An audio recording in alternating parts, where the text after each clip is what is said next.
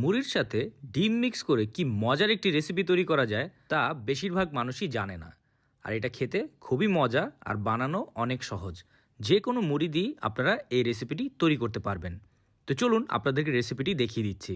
একটি বাটিতে আমি নিয়ে নিব মুড়ি, তার সাথে দিয়ে দিব একটি ডিম, এরপর দিয়ে দিব কুচি করে কাটা পেঁয়াজ, এরপর দিয়ে দিব কাঁচামরিচ, তারপর দিয়ে দিব ধনিয়া পাতা, পরিমাণ মতো দিয়ে দিব লবণ, এরপর দিয়ে দিব জিরা, তারপর দিয়ে দিব রসুন, এরপর দিয়ে দিব আদার গুঁড়া, এরপর দিয়ে দিব চাট মশলা, এখন দিয়ে দিব গুঁড়া মরিচের গুঁড়া।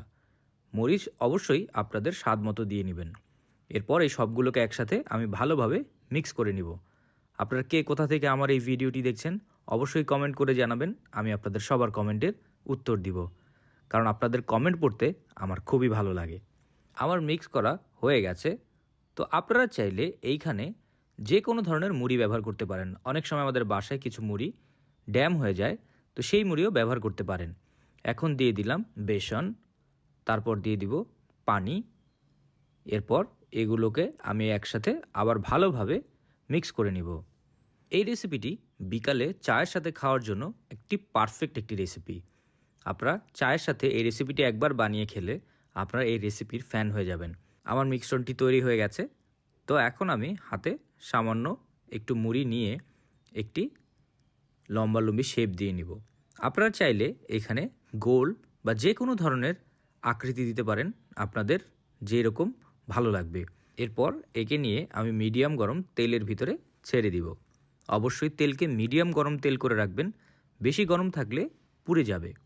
তো মিডিয়াম গরম তেলে আমি এগুলোকে ছেড়ে দিয়ে সামান্য কিছুক্ষণ ভাজবো। কিছুক্ষণ ভাজার পরে আমি এই সবগুলোকে নেড়ে চেড়ে উল্টে দিব। উল্টে আমরা অন্য পাশ ভাজবো। আর আমরা ততক্ষণ পর্যন্তই ভাজবো যতক্ষণ পর্যন্ত এর গায়ের রং গোল্ডেন ব্রাউন কালার না হয়ে যায়। যখন দেখবেন ভাজতে ভাজতে এগুলির গায়ের রং গোল্ডেন ব্রাউন কালার হয়ে যাবে, বুঝতে হবে আমাদের ভাজা হয়ে গেছে। দেখতেই পাচ্ছেন কি সুন্দর রং চলে এসেছে। এখন আমি এগুলোকে তুলে ফেলবো।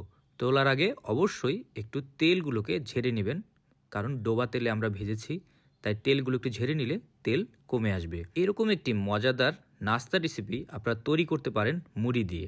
একবার এই রেসিপি বানিয়ে খেলে আপনারা এই রেসিপির ফ্যান হয়ে যাবেন। তো এরকম মজার মজার রেসিপি পাওয়ার জন্য টোস্টেড বাংলা পেজকে ফলো করবেন।